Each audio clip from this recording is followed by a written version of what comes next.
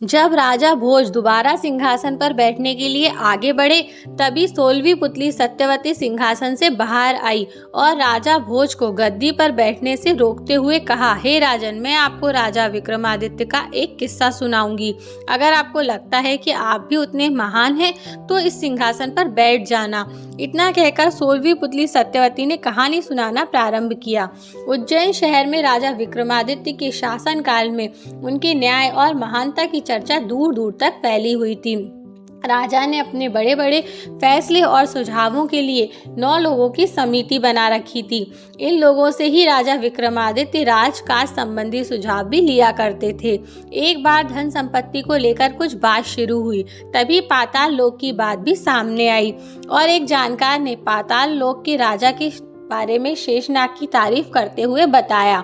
उन्होंने बताया कि उनके लोक में सारी सुख सुविधाएं हैं, क्योंकि वो भगवान विष्णु के खास सेवकों में से एक हैं। शेषनाग का स्थान भगवान के बराबर माना गया है और जो भी उनके दर्शन करता है, उनका जीवन धन्य हो जाता है।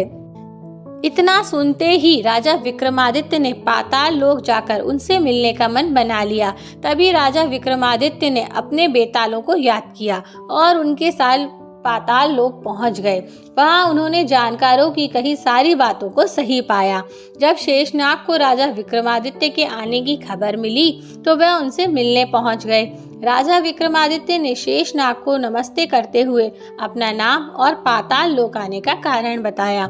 राजा विक्रमादित्य की बातें सुनकर और उनके व्यवहार से शेषनाग इतने खुश हुए कि राजा विक्रमादित्य को जाते जाते उपहार के तौर पर 4 चमत्कारी रत्न दिए।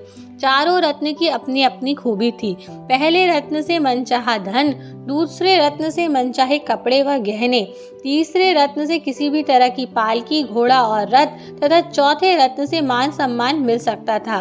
रत्न मिलने के बाद राजा विक्रमादित्य ने शेषनाग को प्रणाम किया और अपने बेतालों के साथ अपने राज्य की ओर लौट गए। चारों रत्न लेकर राजा विक्रमादित्य अपने राज्य में प्रवेश कर ही रहे थे कि रास्ते में उनकी मुलाकात एक ब्राह्मण से हुई। ब्राह्मण ने राजा से पाताल लोक की यात्रा के बारे में पूछा। राजा ने वहां हुई सारी बातें बता दी। सब कुछ जानने के बाद अचानक ब्राह्मण ने राजा से कहा कि आपकी हर सफलता में प्रजा का भी सहयोग होता है। ब्राह्मण की इस बात को सुनते ही राजा विक्रमादित्य उनके मन की बात को समझ गए और तुरंत उन्होंने ब्राह्मण को अपनी इच्छा से एक रत्न लेने को कहा। यह देखकर ब्राह्मण थोड़ी उलझन में पड़ गए और उन्होंने कहा कि वह अपने परिवार के हर सदस्य की राय लेने के बाद ही तय करेंगे कि वह कौन सा रत्न लेना चाहते हैं। राजा विक्रमादित्य उनकी बात मान गए।